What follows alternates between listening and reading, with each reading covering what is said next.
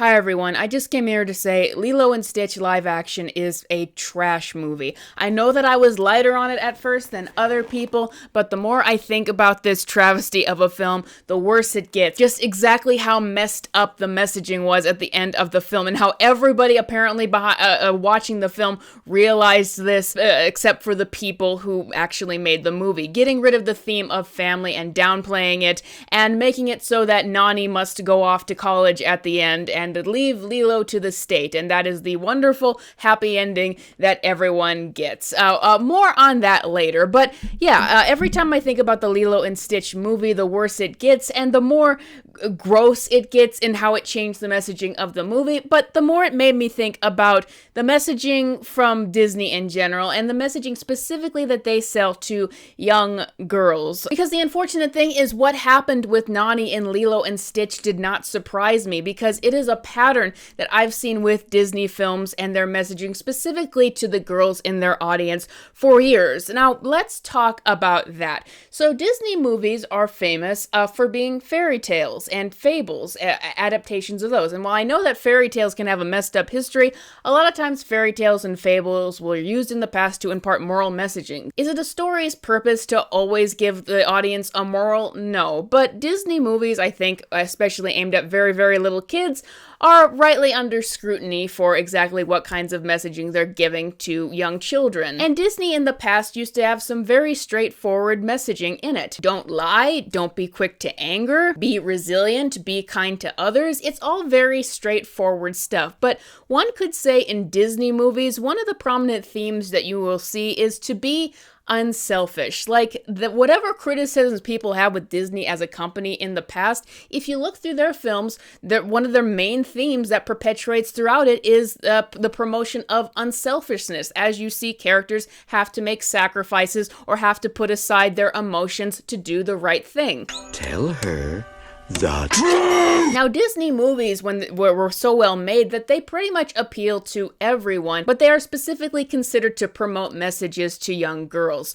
Because in the 2000s, the Disney Princess brand came out and became very prominent, and let's face it, after the 90s when they came out with so many successful princess movies, it is clear to see that Disney is a bit more female skewing when it comes to their animated projects. And some people accuse Disney these days of being too female skewing in that they once purchased certain brands like Star Wars and Marvel's to be more male skewing, but even then, they tend to use their same policies of promoting those brands to girls because that is the primary audience that Disney caters to. Now, with the Disney Princess brand and Disney movies primarily being aimed at girls, much of the time, you can see how Disney throughout the years became conscious of the kinds of messages that they were portraying. Like in the 2000s, it became common for them to make fun of themselves and the notion of true love at first sight, getting married in a minute. Because they wouldn't want to give that bad message to girls or anyone in general that you should get married overnight or anything. And Disney was always conscious about the promotion of girls being independent. As we see in various films,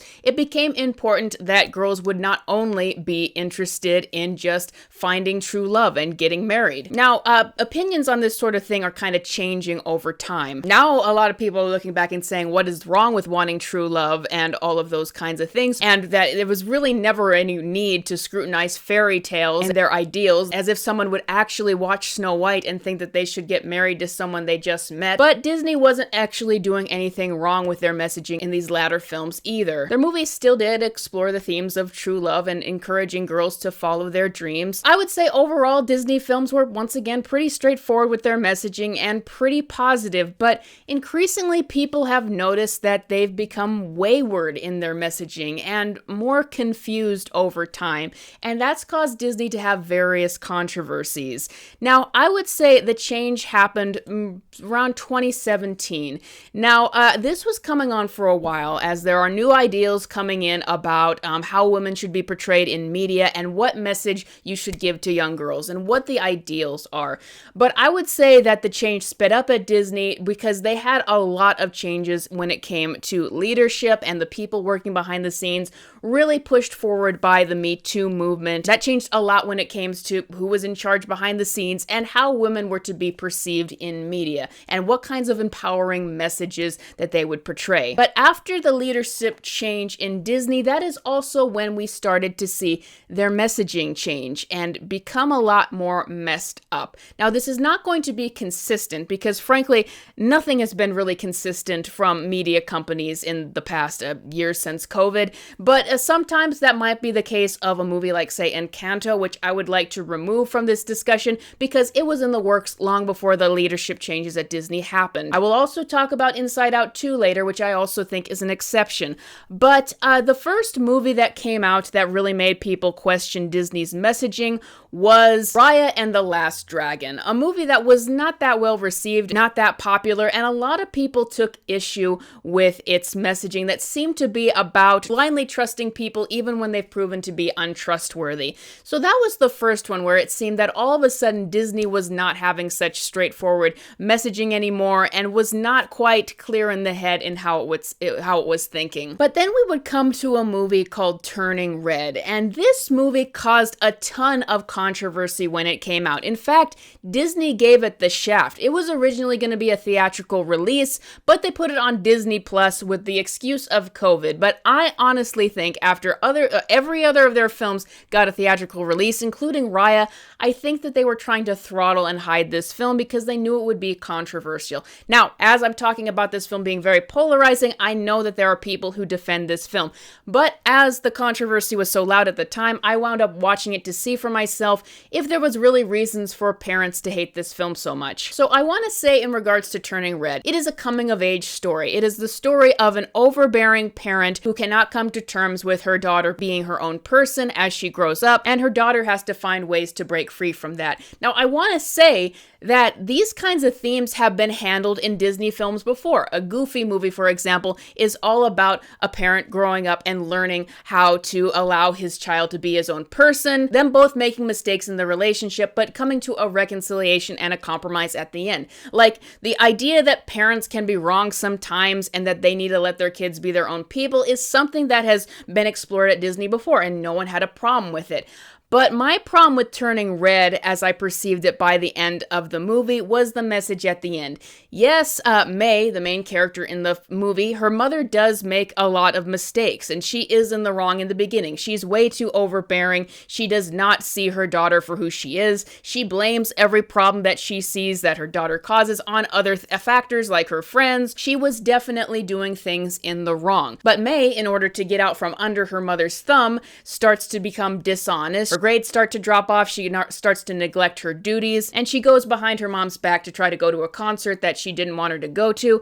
And so both characters make mistakes throughout the film. But the problem is, at the end of the film, the message, at least that I got from it, is that the mother continued to be vilified, yet the daughter was proven entirely right. I like boys! I like loud music! I like gyrating! Like in the movie, May argues that it's her mother's fault for not realizing that she will fulfill her duties when she needs to, and that she is mature enough at 13 years old to make all of her own decisions and be her own person. And at the end of the film, it just proves her entirely right. Her mother is completely wrong for having all of these strict rules around her, and May, despite doing a lot of dishonest things throughout the movie that are wrong in their own right, is completely absolved at the end. And the solution at the end of the film is for her mother to become submissive to what her daughter wants to do. So yeah, I can understand why parents had a problem with the movie. And as if it was not clear enough from the writing of this film, the opening scene of the film has this line in it. Honoring your parents sounds great,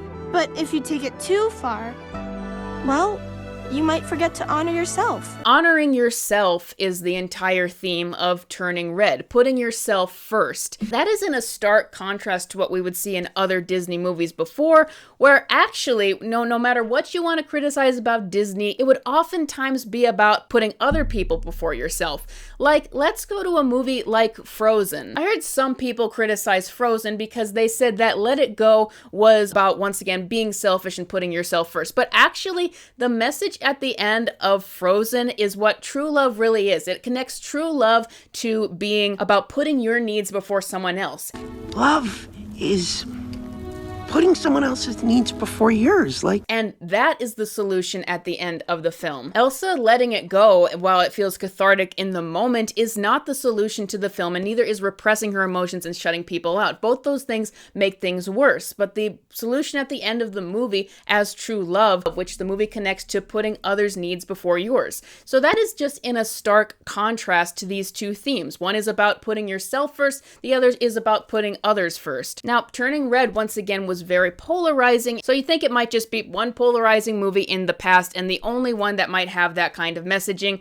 But not really. Now, once again, Disney is not consistent lately, and it isn't that they haven't had some good films out, but there's just been a pattern that people have seen, and I've talked about a million times with their female characters, that their female characters are often portrayed as flat, with a non-arc, that their only development is that they were amazing all along and that they just had to realize it. Now, I've already talked about so many examples so many times, I'm not going to go over them again, but like even in the recent Snow White movie, that's what we get. Snow White is portrayed as a character who was always wonderful, who was always brave, and who was always kind somehow, and everyone tells her that throughout the film, and apparently she just needs to realize it, even though I want to say they don't do a great job of portraying that in the film, but it's just kind of a pattern with female characters at Disney. They are told they are great all the time, and that their only character development is that they just need to remember how great they are. It doesn't create a lot of compelling or relatable characters, and it's a pretty flat and unnuanced message, which I guess brings us to Lilo and Stitch, where I could see what they were doing immediately. Nani, in the original Lilo and Stitch, is a very empowering character. She is self-sacrificing. She will do anything she can to keep her and her sister together. So, but I guess it was unsurprising to me when I saw that the new movie introduced a new idea, that Nani is actually dreams about being a marine biologist, and that's what she wanted to do before her parents died. And throughout the course of the film, she has many characters tell her how amazing she was about this and how she should do it. The movie makes sure to make extra emphasis on Nani and her skill, like being a great swimmer later in the film that comes in handy for her to save Stitch for Lilo, and that's all very well and good. But by the end of the film, then we get the shocking moment when it is about Nani going to college and leaving Lilo behind. Now, it's an entirely shocking thing for a lot of people. Like, who would watch the original Lilo and Stitch and get that impression that that is what they want to happen in the film? Like, no one would watch Lilo and Stitch and think that they want these two girls to be separated. How could anyone want the end point of the movie to be about Nani going off to college and leaving Lilo behind? Now, of course, the movie bends over backwards to try to make this out to be a good thing. You've got Lilo, all of a sudden they introduce us out of nowhere, talking to their dead parents about them supposedly wanting Nani to go. And everyone wants Nani to go, and sure, she would stay, but everyone wants Nani to go. Why? Because she's so amazing and smart, and she needs to pursue this career. And I think that that is how they were going to make the original film end, because then there's just like this weird epilogue tacked on at the end where Nani has an alien gun that allows her to visit Lilo, and it's sort of this weird compensation. And it's like, why didn't you just make the ending where Nani ultimately decides that she has to stay with Lilo? I don't understand. Well, I do understand why they wouldn't do that. This just adds up with the very warped messaging at modern day Disney, though. It's the same pattern that they portray with their female characters. You are amazing. You are already amazing and smart, and everyone tells you that, and you just need to remember it. And it's the same messaging of, putting your ambitions first. Whether they say it out loud or not, it is about putting your own ambitions first before everything else. It's just that they always make the families have to fall in line in order to support that. It's a sign about what the people behind the scenes prioritize. They think that we're working at Disney, and Disney films are usually skewed at girls. We need to give empowering messages to young girls. And what they think is the empowering message is to put yourself first and pursue your career and pursue your ambitions first. But in terms of empowerment, that actually is not empowerment. What makes someone strong is not their willingness to pursue a career, or not how much ambition and ego they have. It isn't wrong to have ambition and want to pursue your dreams, but some things have to become before that. Putting others and people you care about first is more important than your career or your dream or whatever. And Disney films, as we see in the past, used to do that. They used to very primarily be about putting others before yourself. Even that, sure, Disney films were about broadly follow your dreams, but they very much prioritized putting others first, as we see in several films. And in the cases that people did not put others first, they would be condemned for that. But the two things I'm seeing from these days from Disney when it comes to their female characters is either messages that incidentally say, you are amazing, you are always wonderful, everyone knows that, put yourself first. But that is actually toxic. That is actually narcissism. Once again, it's not bad to want to pursue your dreams, but what's the more empowering and strengthening thing for a person is when they are able to give up the dreams and the things that are very meaningful and important to them in order to do the right thing. It's like that was the entire theme of Spider-Man 2. Sometimes, to do what's right, we have to be steady and give up the thing we want the most. Even our dreams. It's not always the most empowering thing in order to get what you want all the time. Like, getting what you want all the time is villain talk. That is villain behavior. How you react when you can't get everything you want and when other things must take precedent. That is what's really strong. And that is what female characters in the past at Disney used to portray. Being kind and resilient in the midst of being in really bad situations. Not being afraid to go against the rules if they're unfair, but putting aside selfishness in order to do the right thing and be a good person. Like, that is a theme that you will find in most original Disney films. But it's becoming less and less now. Now, Inside Out 2 was a diamond in the rough that did have a good message for young girls about how ultimately you are the one in control of your emotions. And in that is an unselfish message. But too often times we see it going the other way, where they think that just endlessly praising the female characters and telling them to go and get what they want is the positive message to give to young girls, even though by itself, it's not. It's not in these contexts. It is not more empowering to abandon your family in order to do whatever you want. But it is a reflection, once again, of the people behind the scenes. They are trying to impart the moral messages that they see to young girls and children, but they don't seem to have the maturity behind it all. And when I watch movies from DreamWorks, surprisingly, I do see that insight. Like, Puss in Boots: The Last Wish is about not taking your life and the people around you for granted, or The Wild Robot is about the sacrifice it takes to be a parent. Like, both of those movies are about unselfishness and sacrifice in a way. And it's probably because they are done by mature, seasoned people working in animation. I mean, The Wild Robot was made by Chris Sanders, who did the original Lilo and Stitch. But it seems that they just have so many immature people working at Disney these days who don't really have any other message to tell other than put yourself first. And it is only on rare occasions that we get something apart from that. So what can happen to change all this? Well, it's gonna have to take, I suppose, another 2017 level event where everything, the culture at Disney gets changed, because right now they do not have mature people who even just have basic morals behind the scenes and basic understanding. Once again, who would want to make a Lilo and Stitch movie with that ending, where family is abandoned in the pursuit of your own self-interests, where the world bends to make it okay to do whatever you want? So in other words, abandon current Disney, unless a diamond in the rough like Inside Out 2 is announced, and wait for something better. Because right now there's too many people working behind the scenes at Disney that not only lack talent, but lack basic understanding of basic morality here. But that is all I got for you guys today. What did you think of this ramble? Let me know in the comments. If you want to support my channel, please consider becoming a patron or a member. Thank you guys so much for getting this channel to 50,000 subscribers, and I will see you guys next time.